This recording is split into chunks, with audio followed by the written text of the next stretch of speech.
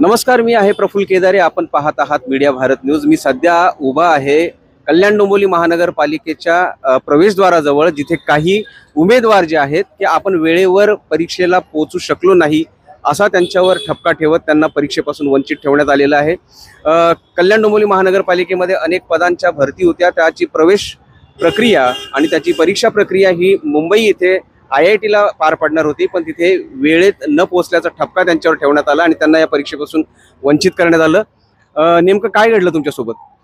मी श्रुतिका म्हस्कर. आम्ही कल्याणमध्ये राहतो. आज दिनांक 10 सप्टेंबर रोजी दुपारी 1 ते 3 वाजताची आमची बॅच होती परीक्षेची. दुपारी 12:30 वाजता गेट बंद होणार होता. मी स्वतः शार्प 12:30ला तिथे पोहोचले. तरी सुद्धा मी रिक्षातून उतरता उतरता माझ्या तोंडासमोर त्यांनी गेट बंद केला. पूर्ण मॉब होता.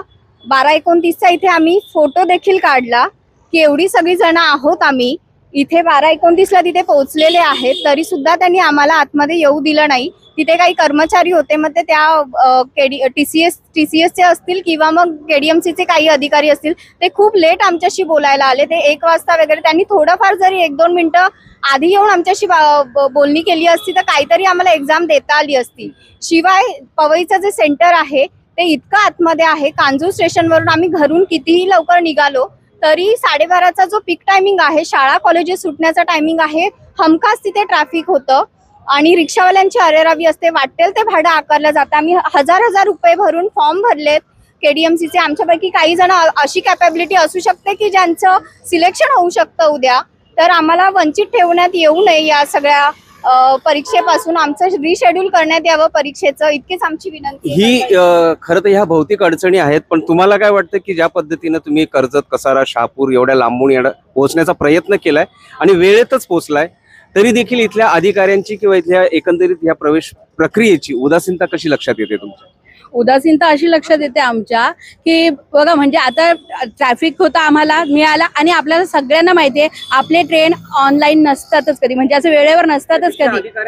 तिथल्या अधिकाऱ्यांचा अनुभव आला म्हणजे आम्ही त्यांना बोललो की आता 12:30 झाले, म्हणजे 12:35 झाले, 12:40 झाले, तुम्ही आम्हाला आत घेऊ शकत होतात, पण आमच्याशी बोलायलाच कोणी आलं नाही.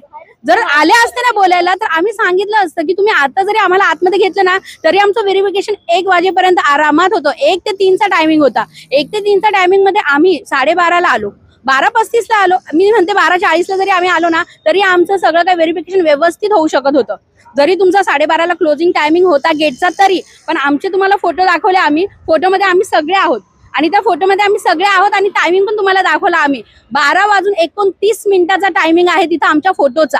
म्हणजे गेट किती वाजता बंद झाला असेल ते आम्हाला कळत नाही आता. पण इथे तुम्ही महानगरपालिकेमध्ये अधिकाऱ्यांना भेटलात, इथनं काही प्रतिसाद मिळाला? कुठल्या अधिकाऱ्याने तुमची जी उणीव आहे किंवा व्यथा जाणून घेण्याचा प्रयत्न केलाय? नाही, आतापर्यंत कोणीच नाही आले समोर. कधीपासून उभे आहात? आम्ही आता 2:30 वाजता इथे होतो. 2:30 वाजता आलो आम्ही इथे. कोणीच म्हणजे कसं ना, आता ते सगळे मीटिंग मध्ये आहेत ना, त्यामुळे ते भेटू शकत नाहीये. पण आम्ही ऍप्लिकेशन दिलेलं हा तुमच्या भविष्याचा प्रश्न आहे. एखादा अधिकारी बाहेर येऊ शकत नाही. आता आम्ही त्याच्यासाठी थांबलोय ना. आता आम्हाला ते भेटणार आहेत बोलतायत, म्हणूनच आम्ही इथे सगळेजण थांबलेलो आहोत. कारण आम्ही सगळ्यांना खूप लांबून आलेलो आहेत. आता जरी तुम्हाला आम्ही इतके दिसत असलो ना तरी आम्ही 96 लोक होतो, 96 लोक होतो. पण जे लांबचे होते ना त्यांना आम्ही स्वतःच म्हटलं की जा तुम्ही बाबा. त्यामुळे आणि आम्ही तर भेटूनच जाणार आहे आज. आम्हाला काहीतरी निर्णय पाहिजे. निर्णय म्हणजे काय, आम्हाला काय पाहिजे, आमचं रिशेड्यूल पाहिजे. म्हणजे आम्हाला एकदम द्यायचीच आहे, कारण आमचं सांगता येत नाही, आम्ही लागू पण शकतो ना. मुळात आणखी एक प्रश्न या ठिकाणी उपस्थित होतो तो असा की हे सगळे जे उमेदवार आहेत 92-98 जे आहेत ते हे सेंट्रल लाईनचे आहेत.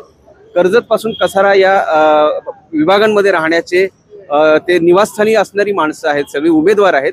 पण जर कल्याण डोंबिवली महानगरपालिकेची त्या पदांकरिता भरती असेल तर यांची निवड प्रक्रिया ही मुंबईसारख्या किंवा वेस्टर्न ठिकाणी का व्हावी, हा देखील एक प्रश्न या ठिकाणी उपस्थित होतोय. काय वाटतंय तुम्हाला की तुमचं सेंटर आहे, इतक्या लांब ठेवण्याची आवश्यकता होती का खरंच?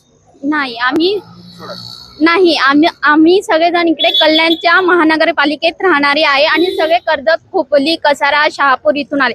मी डोंबिवलीला राहत असून सुद्धा मी पोहोचू शकली नाही. कल्याणचे पोहोचू शकले नाही तर इकडचे तिकडचे जर आले असते ते कसं पोहोचू शकतात? मला मुळात हेच कळत नाही. जर आम्ही ऍप्लिकेशन करत असताना जर दिलेलं असतं की आम्हाला जवळचं सेंटर द्या, तर इतक्या दूर मुंबई साईडला देण्याचा का प्रश्न आला आणि तिकडे का देता हे लॉजिकच आम्हाला कळत नाही. दरवेळी आपण ऑप्शन देतो ना की आपल्या घराजवळचं सेंटर पाहिजे, मग कल्याण डोंबिवलीचे पद असेल, मग कल्याण डोंबिवलीच्या अंडर असे TCS नाही आहेत का सेंटर, तिकडे देण्याची काय गरज आहे?